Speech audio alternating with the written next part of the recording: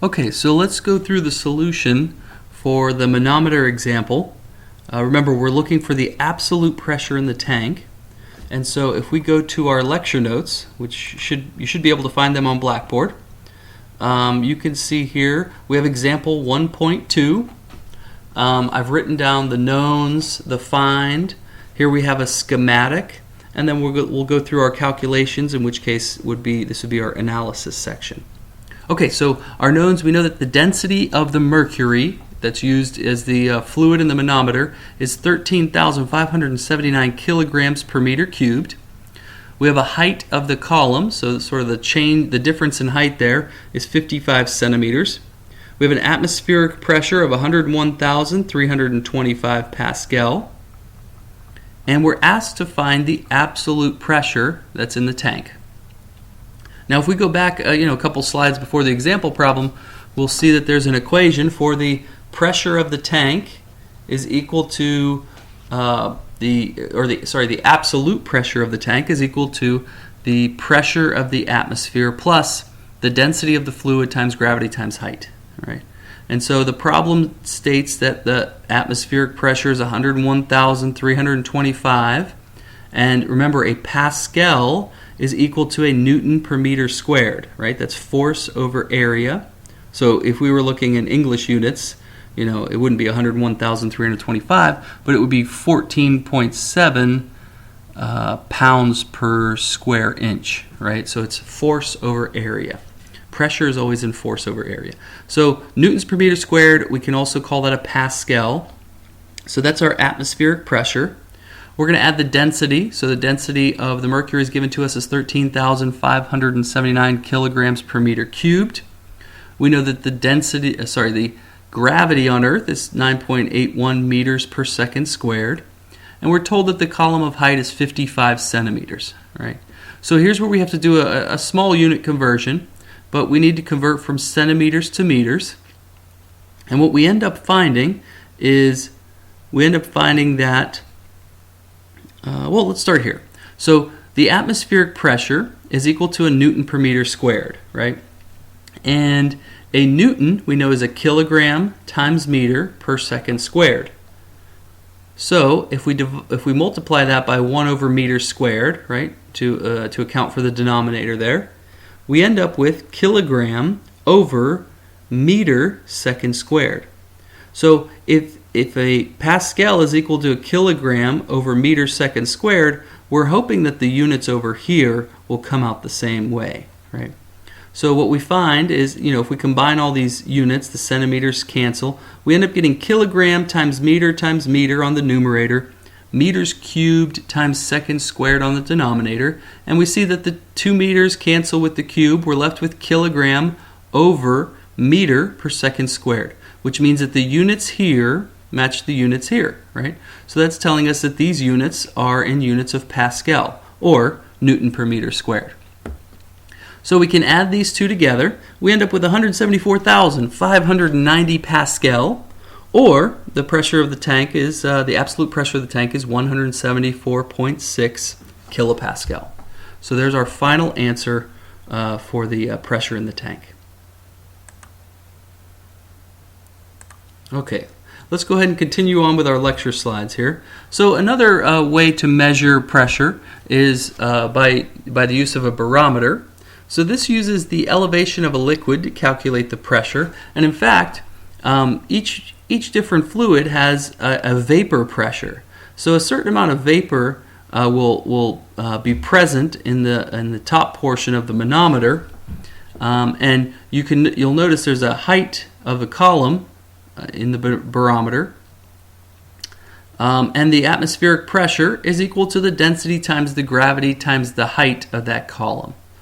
Now, barometers have been used for quite some time, and in fact, sailors that sailed on, old sailboats and things that crossed the Atlantic Ocean and things like that, they used to use barometers to get an idea of what the weather might be like. So a lot of times when you have a storm rolling in, you would have a reduction in pressure. So a reduced pressure, low pressure front would come in first. So if they saw the barometer if it's a lower pressure, then that means there's less force here, so this would go up, right? And so this line would actually go down. And so if they saw that the barometer was going down, that would mean that the atmospheric pressure is decreasing, and that gave them a signal that they might see a storm coming up. Okay, temperature is another important intensive property that we will talk about in this class. So it's the measure of thermal energy, or you could say, in simple terms, the hotness or the coldness of an object. It's the measurement of the average kinetic energy of the molecules in an object or a system. So you can imagine, as you heat things up, you are essentially increasing the kinetic energy of the molecules, and even the molecules and the molecular interactions between the molecules of a substance, right? So if it's a solid, those molecules are not free to roam around. So a solid, you would be increasing, let's say, the vibration of those molecules.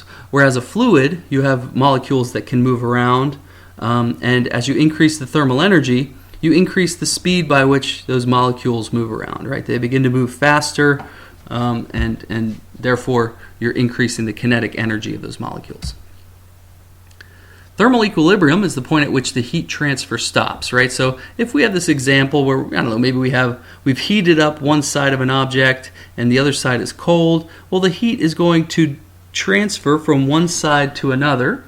Remember, different materials transfer heat at different rates, right? So if this were a piece of metal, the heat would transfer very rapidly from one side to another. Or, if it were, let's just say, maybe a piece of wood, it would slowly transfer heat from one side to another. But over time, over a long period of time, we reach a point where the temperature is constant throughout, there's no hot side and cold side, and we have a state of thermal equilibrium. And that leads us to our 0th law of thermodynamics. So if two objects are in thermal equilibrium with a third object, they are in thermal equilibrium with each other. And, the question states here, what's frequently used as the third object? And something that's frequently used is a thermometer, right? So if your body reaches thermal equilibrium with the fluid inside the thermometer, then you can tell the temperature based on the fluid in the thermometer. But so that third object that is used, that sort of is a prime example of the 0th law of thermodynamics, is a thermometer, or you could think of it as a thermocouple as well. But so 0th law of thermodynamics. All right, so continuing with temperatures, we can look at temperature scales, right? So we have SI units and English units. Kelvin is the absolute thermodynamic temperature scale. And what that means is that 0 Kelvin is the coldest possible temperature in the universe, right? So really, anything at 0 Kelvin, you can imagine, has almost, I guess it would be kind of like zero kinetic energy of molecules, right? It's all the thermal energy is no longer existing in those molecules. And now, there's been some research on very low temperature, what are called superconductors and things like that. So, I know that researchers have tried to reach temperatures very close to 0 Kelvin.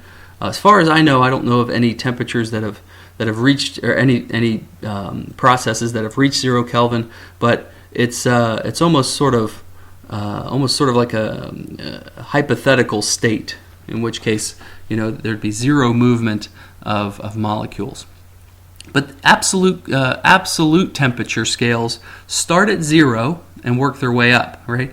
And Rankine is an absolute temperature scale in English units. So 0 Kelvin is equal to 0 degree Rankine.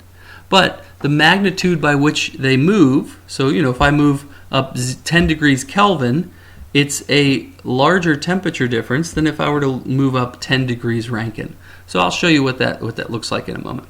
So the scales we might be more commonly use are Celsius, and in the U.S. we use Fahrenheit fairly frequently. So Celsius has the same magnitude of movement as Kelvin, but it has it has a different zero, right? So the zero for Celsius is when water turns to ice, right? So the freezing point of water.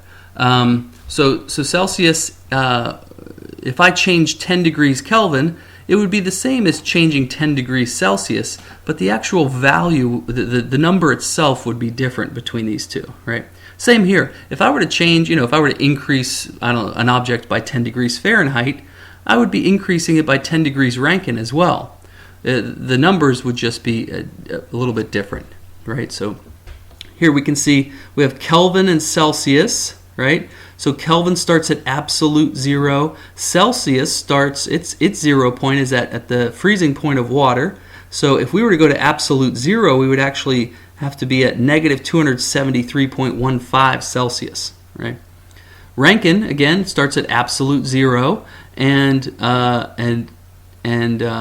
Fahrenheit, the absolute zero value for Fahrenheit is negative 459.67 degrees Fahrenheit. Here are some unit conversions from one to another. Degree Rankine is equal to 1.8 times Kelvin. Degrees Celsius is equal to Kelvin minus 273.15. Or I like to think of it as Kelvin is equal to Celsius plus 273.15. We have Fahrenheit is equal to 1.8 degrees Celsius. 1.8. Oh, I think that's a typo there. It should be 1.8 times degrees Celsius, so that should be multiplied by, plus 32. Sorry about that. And then degree Fahrenheit is equal to degree Rankine minus 459.6.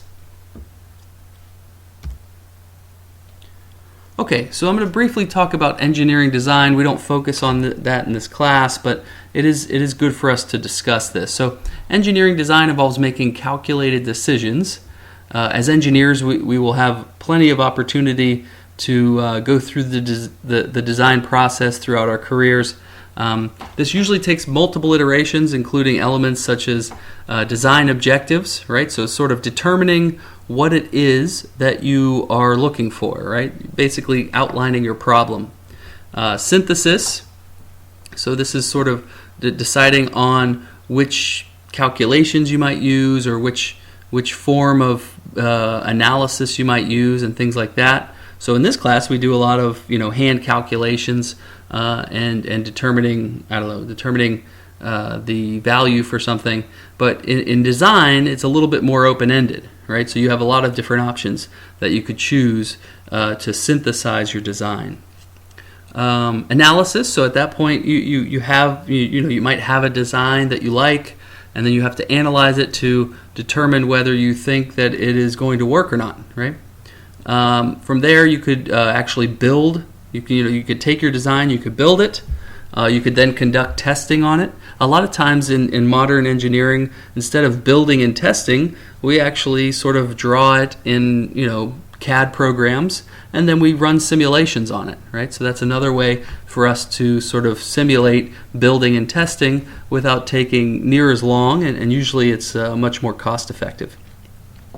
And then at the end we have evaluation, right? So evaluation is basically taking a look at our analysis, taking a look at our testing results, and being able to evaluate whether our design is feasible, if it's cost effective, if it meets all the design objectives, all of those kind of things, right? And then there's even one further step here. You can see once you come up with a final design and maybe you have all of the criteria met that you wanted to have met there, and you end up you can present your results, right? So, and that might even be something as far as marketing your product or something like that. As you can see here, all of these steps are iterative, right? So for instance, you might figure out what you want to do, what you need, and as you're defining the problem, you might say, well, this is kind of impossible. Maybe I need a spacecraft that goes twice the speed of light. Well, as I'm defining the problem, I might start sitting down and saying, I don't think this is physically possible. So I might go back and I might change my identification of need. I might say, well, I definitely can't get a spacecraft that's going to go twice the speed of light, but maybe I can make it to a nearby star in a couple decades if I go 1/10 the speed of light or something like that. So then at that point you can define your problem differently. You can then start to synthesize. You can start to design maybe your spacecraft or figure out what types of calculations you need to determine to figure out whether it's even physically possible, right? So anyway, the point here is that these are all iterative. It's an iterative process. So here's a look at analysis involves problem solving with the information or objectives that are given. An engineering model is used to define the system being analyzed. And when we're looking at analyzing any sort of system, we want to take into account the physical laws that we know, right? So some of these laws, that we'll obviously be using throughout this class as well: conservation of mass, conservation of energy. Different equations relating to thermodynamics. It says conservation of thermodynamics, but really it's thermodynamic equations based on conservation of mass and conservation of energy. And following these important laws in our calculations. Down here we have sort of an image you could imagine. I mentioned before, if we were to have a CAD drawing of a design and we were to do some simulations. This is some stress simulations. I think this might have been a simulation putting a force on to a frame of a car. And so you could imagine if you had a convertible, you could imagine these would be sort of the weaker areas where the red is. And obviously it depends on the force, the angle, and things like that. But you can see that just doing a simulation, we can determine things like where the weak points are and where we need to either redesign or maybe fortify the object, our design. Okay, so our methodology, I mentioned this before, we need to list our knowns, our find, schematic and given, and our analysis. And so when you turn in your written homework, I do want you to list out all 4 of these steps, and you can sort of read through each one of these. But yeah, the other thing I wanted to add here is that your final solution, whatever it may be, you should box your answer. Okay, it looks like, we have one more example problem, so let me just go through this quickly, and then and then I'll go through the solution to the example problem.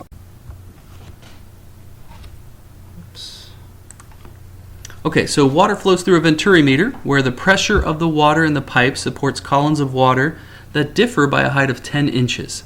The atmospheric pressure is 14.7 pound-force per inch squared, or PSI, and the specific volume of the water is 0.01604 feet cubed per pound mass, right? Remember, these are English units, but we have volume per unit mass, right? Feet cubed per pound mass.